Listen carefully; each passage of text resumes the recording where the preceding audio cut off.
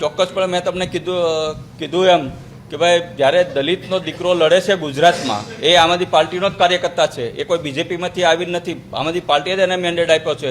તો કડીમાં શા માટે રિસોર્સિસ ન લગાડવામાં આવ્યા, વિસાવદરમાં જ કેમ લગાડવામાં આવ્યા? એટલે કહેવાનો મતલબ એમ છે કડીમાં માત્ર ને માત્ર ખાલી વિસાવદર કડીમાં એક રોડ શો થયો, એમાં મારી પણ હાજરી હતી, આતિશીજીનો, સંજયસિંહની એક માત્ર સભા થઈ હતી. એ સિવાય કોઈ રિસોર્સિસ નહીં, કોઈ બૂથ ઉપર મેનેજમેન્ટ નહીં. આખી જે આમ આદમી પાર્ટીની જે કાંઈ રિસોર્સિસ હતા, જે પ્રદેશના નેતાઓ હતા, દરેક જિલ્લાના જે પદાધિકારીઓ હતા, એ બધા વિસાવદર હતા. કડીમાં કોઈ પણ એવા મોટા નેતાઓ ક્યાંય જોવા નહોતા મળ્યા. એટલે માત્ર ને માત્ર જે દલિત સમાજનો જે આમ આદમી પાર્ટીનો જે કાર્યકર્તા જે કડીમાં લડતો હતો, લોન 10 લાખની લોન લઈને લડતો હતો, એ આજે એની જાતને એકલો સમજી ગયો.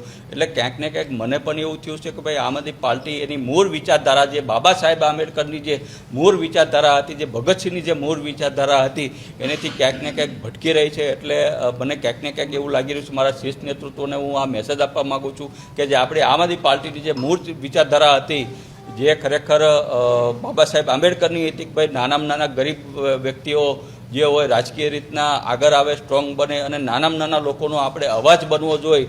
એની જગ્યાએ આપણે જો આવી રીતના જ્ઞાતિવાદી, જાતિવાદી જે પાસના કન્વીનરો જે હોય, જેને અનેક લોકોના ભોગ લીધા હોય, જ્યારે કોંગ્રેસની સભાઓ જ્યારે હતી 17માં, મેં જોયું છે બોટાદમાં કે એ લોકો જ્યારે કોંગ્રેસના મનોજ પટેલના એ 10-20 હજાર લઈને એને એના સંબોધનો કરતા હતા, એવા લોકોને જ્યારે જ્ઞાતિવાદી વ્યક્તિઓને, વિચારધારા વ્યક્તિઓને જો તમે પાર્ટી આગળ કરશે અને જ્યારે દલિત સમાજના વ્યક્તિઓ, જે પછાત સમાજના મુદ્દાઓ તમે ભૂલી જશો, તો ક્યાંક ને ક્યાંક આમાંથી પાર્ટી પોતાના વિચારો ઉપરથી અલગ